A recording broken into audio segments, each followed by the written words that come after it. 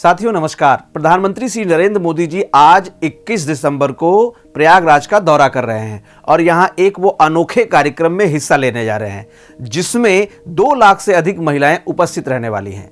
कार्यक्रम का आयोजन महिलाओं को खासकर जमीनी स्तर पर उन्हें जरूरी कौशल, प्रोत्साहन और संसाधन उपलब्ध करवाकर सशक्त बनाने के विषय में प्रधानमंत्री के नजरिए के अनुरूप किया जा रहा है। महिलाओं को सहायता प्रदान करने के क्रम में प्रधानमंत्री जी 1000 करोड़ रुपए की धनराशि स्वयं सहायता समूहों के खातों में बांटेंगे, जिससे स्वयं सहायता समूहों की लगभग 16 लाख महिला सदस्यों को फायदा होने वाला है। आइए यही समझ लेते हैं क्या होता है स्वयं सहायता समूह।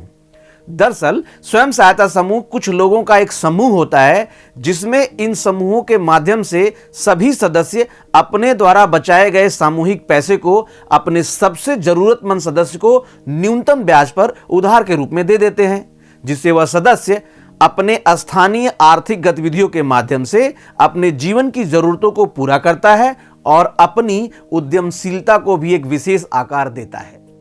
अगर इन समूहों के इतिहास की बात करें तो बांग्लादेश में 1970 के दशक के करीब गरीब और समाज के निम्न तबके के लोगों के जीवन में आर्थिक समस्याओं के समाधान हेतु स्वयं सहायता समूह की अवधारणा को बांग्लादेश ग्रामीण बैंक के रूप में शुरू की गई।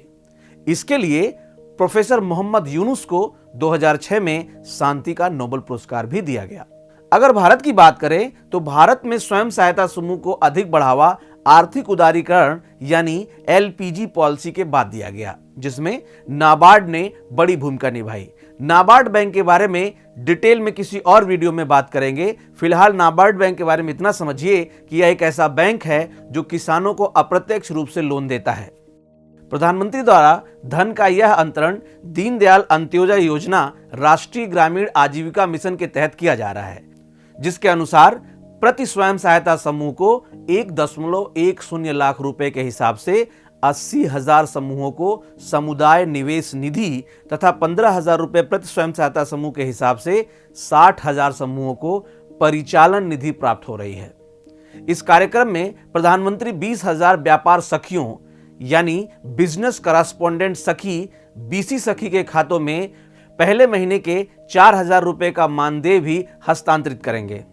बीसी सखियां जब घर घर जाकर जमीनी स्तर पर वित्तीय सेवाएं उपलब्ध कराती हैं, उन्हें 6 महीने के लिए 4,000 रुपए का मानदेय दिया जाता है ताकि वे स्थायी रूप से काम कर सकें और उसके बाद लेन देन से मिलने वाली कमीशन से उन्हें आय भी होने लगे। यही आपको बताते चले, इस योजना यानी बीसी सखी योजना की शुरुआत उत्तर प्रदेश के मुख्यमंत्री योगी आदित्यनाथ द्वारा 22 मई 2020 को शुरू की गई। यह वो दौर था जब कोविड-19 महामारी अपने चरम पर थी। इस योजना का मुख्य उद्देश्य उत्तर प्रदेश के महिलाओं को लाभ पहुंचाना है। प्रधानमंत्री जी इस कार्यक्रम के दौरान मुख्यमंत्री कन्या सुमंगला योजना के तहत 1 लाख से अधिक लाभार्थियों को 20 करोड़ रुपए की धनराशि भी हस्तांतरित करेंगे। कन्या सुमंगला योजना से कन्याओं को उनके जीवन के विभिन्न चरणों में शर्तों के साथ नगद हस्तांतरण मिलता है।